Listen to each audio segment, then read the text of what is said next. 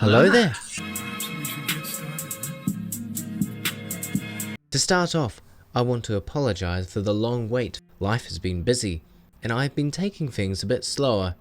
I do have a couple big videos planned for the end and early next year that I know will require a lot of time and effort to get done. But for this video, I'll be sharing with you how I made my custom Skarloey and Rheneas models. Out of the two engines, I bought Skarloey as my first 009 model. Rheneas I ended up getting later on because, you know, he's got quite a few inaccuracies. I knew I wanted to get straight into him first.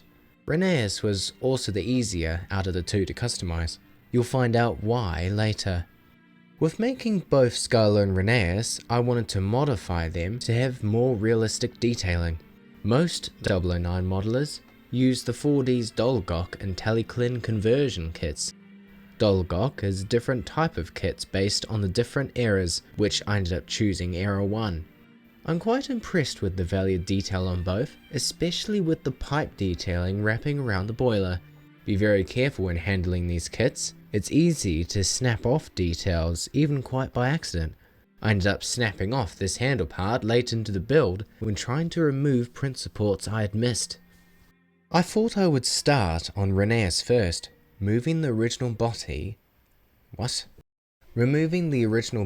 and test fitting the new one. I then decided to switch onto Skarloey instead, prying off that big sunny smile and pulling him apart into individual pieces. Why I went on to Skarloey so early, I have no idea. I wouldn't recommend making Skarloey as your first 009 custom, simply because of how much you have to take him apart and the amount of modifications you would have to do to it compared with making Rheneas. Like with Skarloey's footplate piece for example, I planned on removing the center footplate and wheel splashes as they were absent from his original build. So that means getting out the Dremel and carefully cutting off the footplate up to the sides. Thankfully it was easy enough to know where to cut up to. There's one of the coal loads that needs removing, and to also remove the fake handrail lumps on the side tank and smoke box. Finally cutting off the pointless piece covering behind the cab windows. A personal preference I decided to do was to cut off one side of the cab panels, just to add a bit of difference to each side. I will say, cutting through die-cast metal with a Dremel, do take your time on it. It'll take a while for it to cut through. Wear eye protection and give the Dremel a break whenever you feel the metal heat up, or else it can turn into ouch! You will also need to use a drill piece to drill holes through those fake handrail lumps. It's easier to know where to drill holes when the original paint is still on. Be careful not to bend the drill bits while going in. After that, I test fitted the handrail knobs, which are the short 4mm handrail knobs by Alan Gibson. Now we can strip the paint. For the die-cast metal, I used indoor paint stripper. All it needs is just a rough paintbrush, applying until the paint softens, which the black paint came off almost instantly, while the red had to have a bit more persuasion. For the rest of the plastic parts, I just put them into a tub of Dettol antiseptic liquid for a couple hours, and then used an old toothbrush to scrub off. The final details like the smoke box front and interior cab detailing can now be glued. I switched my attention back to Rheneas, gluing the top half of the cab and the body onto cotton buds, spraying a couple Valgero primer coats. Doing the same with Skarloey, but also painting the extra footplate that came part of the conversion kit. I thought it would be a good idea to use it as a swap out for the two different footplate designs. It actually came to me a bit bowed in the mail, so I had to heat it up with the hairdryer to gently bend it back to shape.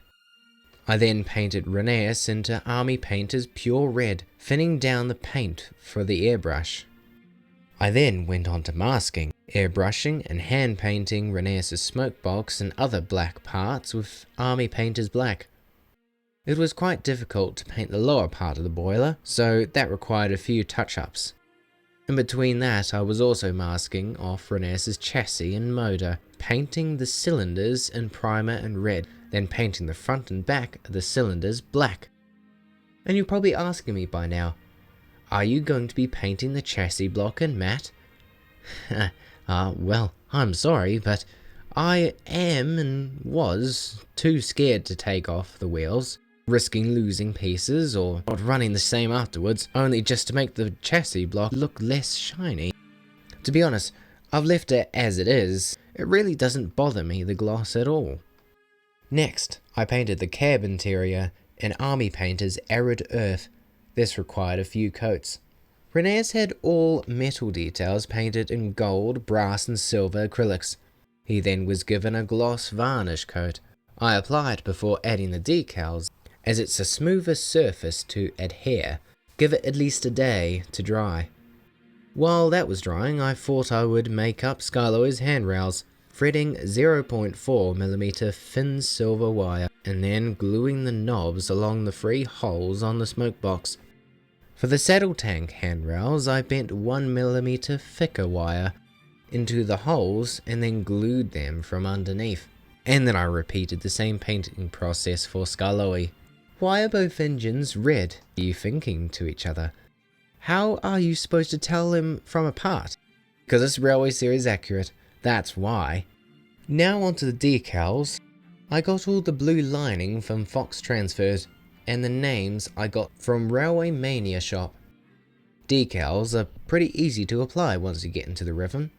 You can cut the lining slightly longer, doesn't matter about perfect measurements. Soak them in for about half a minute, apply some microset to the area on the model, grab the decal under the water with fin tip tweezers, slide the decal off from the paper onto the model, and roll the tip of a cotton bud over the decal to press out any liquid that might be under the decal. Once it's dry, you can touch up the corners of the decals with red again. The blue lining applied on really well. The yellow name decals didn't so much.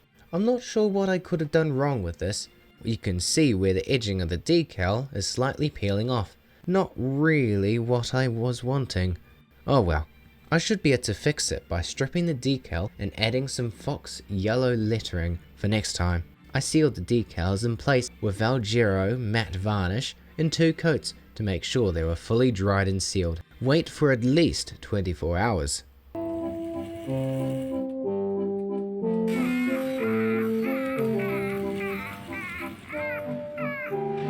Now for some people, they would just be happy with calling the models finished. I'm not. I'm a withering daredevil.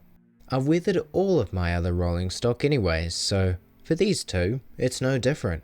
For both of them, I first gave them a black acrylic wash. I've tried enamel washes before, but I've personally found that they don't give me enough drying time to help spread and thin the wash out. With washed down acrylics, it gives me a lot more time to add more in areas or absorb some away with a paintbrush. I'd recommend practicing on something else first to get a good understanding of where you want the weathering to go. There's no art to weathering. You'll know just where to put it, and it won't matter how it turns out, because really, that's the only point of doing it, is to make it dirty. Something else I like to do when the wash is almost dry on the model is to lightly rub a wet cotton bud towards the center areas like the bunker, cab and saddle tank sides to give off a look of a quick clean before starting another run. I absolutely love the effect that it has. The final part of weathering is to add powders. Dust or ash powders can easily be made with cheap pastels that you might have around your home. Just smash up a colour or two into a Ziploc bag and there's your homemade weathering powders. You really don't have to buy expensive weathering powders, especially if you're starting out. You can always upgrade to them in the future. With pastel powders, they're pretty easy to apply with a small paintbrush. With weathering powders, I'm not using it as heavily as I would with the black wash. Try and find areas where dust and soot may gather. For starting out, finding references might help give you a better understanding of where to apply it. To seal the powders in place, I applied another clear varnish coat. The clear printed window specs can be glued for Rheneas' cab, and for Skarloey, clear plastic squares are cut and glued inside the cab. Well, here are Skarloey and Rheneas themselves finished, but they both need a crew to drive them. Engines can't drive themselves after all, most of the time. I bought my first Modelu Figures, 2 Taliclin Dolgok crew packs. They were primed, then painted with Citadel Kislev flesh for the skin tones and Reclined flesh shade. Painted the clothing acrylics and added a black wash. They were glued into the engine's cabs with little adjustments. I personally left out gluing Rheneas' top half of his cab so I could have Rheneas in his original cabless design. The two look as realistic as they can be now, but why don't we bring them to life? Botty. Us. Why don't we bring them to life?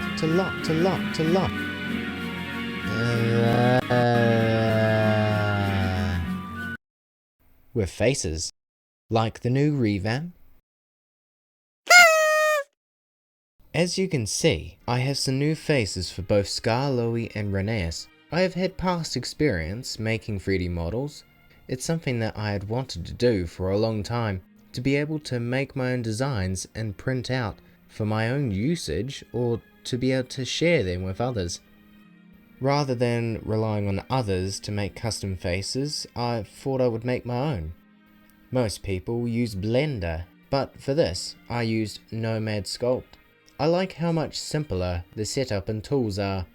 That it's an iPad app that I can take anywhere with me. I started drawing concept sketches on Procreate, drawing up to 14 expressions for each, taking inspiration from the Railway series and TV series faces to make my own styled faces. I saved them as a reference photo to sculpt over, starting with basic shapes of cylinders and spheres, adding the shapes, joining and blending them together into each individual expression. I kept in mind that I wanted to have these faces fit over the smokebox details, so behind the face I've cut into them to accommodate the fitting in front. It took a while to make them, but I thoroughly enjoyed it. Other people have asked me for copies for their own models, which I've been happy to oblige. Shameless plug here, but if you want any of these 3D files or want to commission me, you can message me on either my Discord, Instagram or Ko-Fi, all at MoreMJ's Trains. And hopefully sometime in the future I will potentially be setting up an Etsy or eBay page to sell my products to you.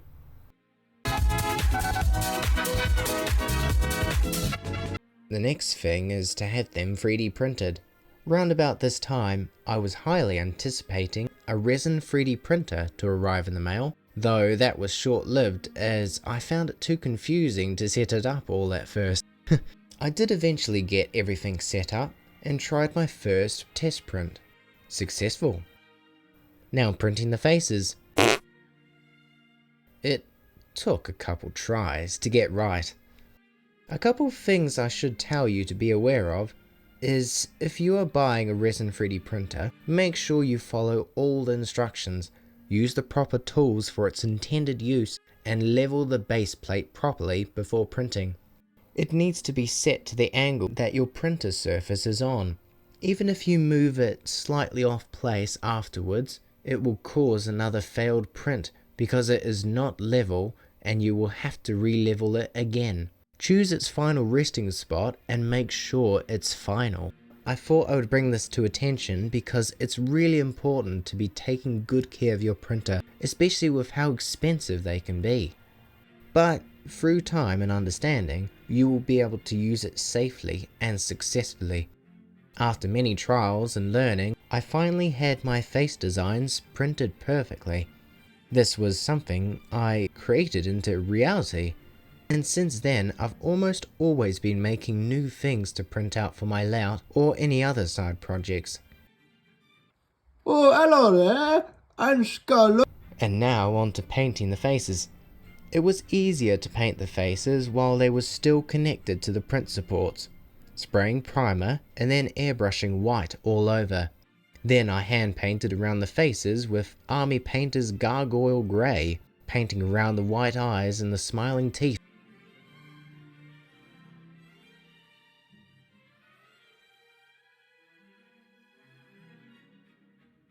finally hand painted the black pupils, eyelashes and eyebrows with a fine tip brush. There's nothing wrong with fine detailing goes off the mark. You can always give it a touch up with the base color again to sharpen the edges of the eyebrows. And finally hand brushed gloss varnish over the eyes and teeth for a nice sheen. I haven't gone about weathering the faces yet, but when I do, I'll add a black wash and maybe a little ash pastel powders to the top of the foreheads and noses.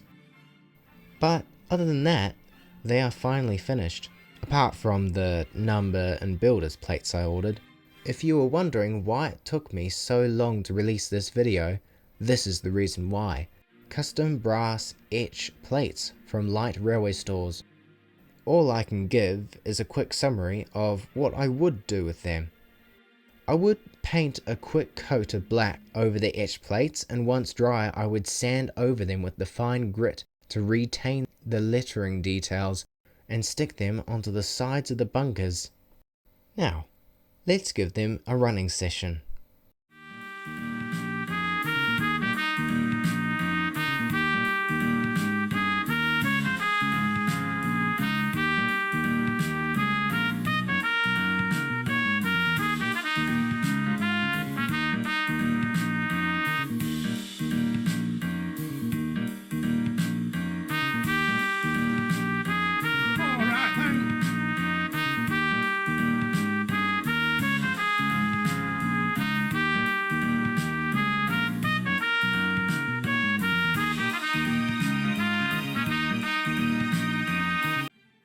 Here, I suppose, this is where you can finally see how my layout has come along.